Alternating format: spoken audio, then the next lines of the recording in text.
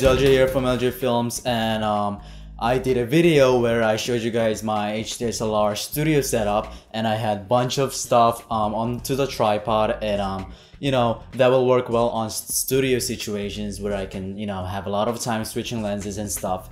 But now I'm gonna talk about more of handheld style. I don't call this a run and gunning kind of style because it's still kind of heavy. But what's really cool about this is that I can really get the stable footage and have the control to, you know, change to a shoulder mount, and, you know, the most important thing, to stabilize the footage itself. So I have a bunch of stuff, and I'll be breaking down to you guys one by one. And the first thing I have here is the rods and the CPM Filmtools cage. On my previous studio setup system, I didn't have the cage attached.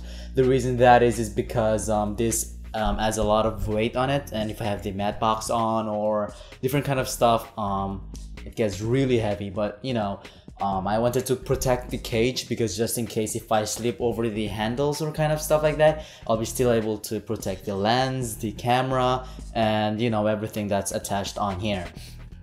And what's really cool about adding the CPM Filmtools cage is that I can still attach the rods on top. And as you can see, I have a handle on here, so which is really cool is that I'll be able to get up my rig handheld and, you know, wait for the shot, and if I get the shots I want, I can hold it right away and shoot my footage. And you know, having the tap handle is really useful. I can just hold it like a bag and, you know, do different kind of stuff. And even still, adding into the tripod is a lot easier now, which was hard to do on the studio setup. I will use this setup if I want to shoot a wedding day, and if I don't want to use the shoulder, which is quite heavy, at the same time gets you more stable footage.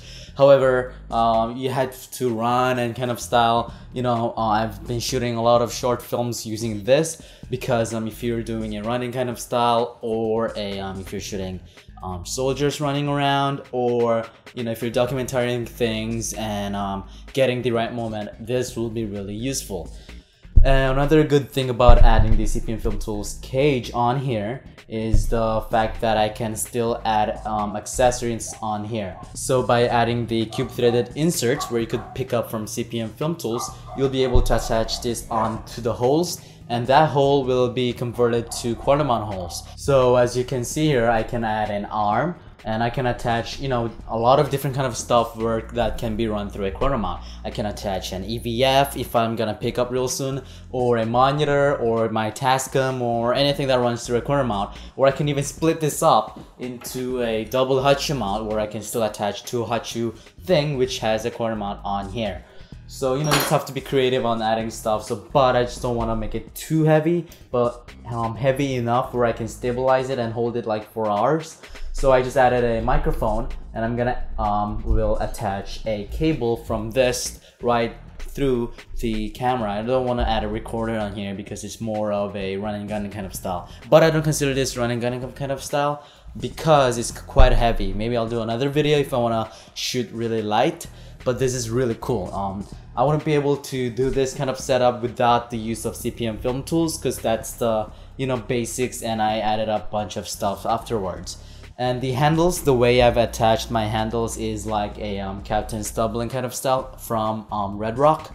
So as you can see, my right handle is on right here, and I have the DFocus on here, and I'll be able to access my follow focus still on my hand and gripping the handles. What's really cool is that I can still add handles to the sides, and let me just show you real quick to demonstrate what I mean. So I have it right here. If I want to shoot handheld, I'm gonna grab the left handle and grab my right handle and put my fingers onto the wheels of the follow focus system and shoot my video like this. But if I want to put it on my eye using the LCDVF like this, I'll be holding the handles on here rather than this.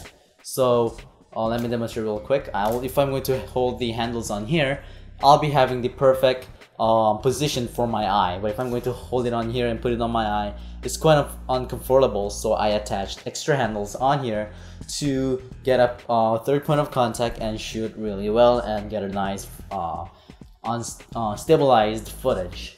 So I'm gonna put this back real quick onto my tripod. So that was basically it. I really love this setup. Rather than shooting shoulder kind of style, this is one of my favorite. And you know, stay tuned for more setup videos or gear reviews or guides for your HDSLR. And one thing I want to point out though is this one. This is just a simple camera that has a HD recording on it, or you can mount a GoPro or anything that is really comfortable. What's really cool is that I have this base plate onto the rod support, and I can just attach it onto the top rods and use this as my secondary camera, which is really cool. And you know, I can still add a 7D on here, 5D, you know, if I'm gonna, you know, have a 2 cameras on there or a camcorder. You just have to be creative and all that kind of stuff.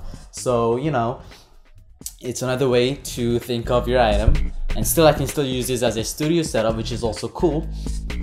And yeah, more setups will be coming soon. If you have any questions, comments, feel free to leave a comment or to email me or to send me a message. I will reply with my best. And that was pretty much it. I have to go get ready for the shoot tomorrow and all that kind of stuff. So yeah, thank you for watching, and I'll see you guys next time.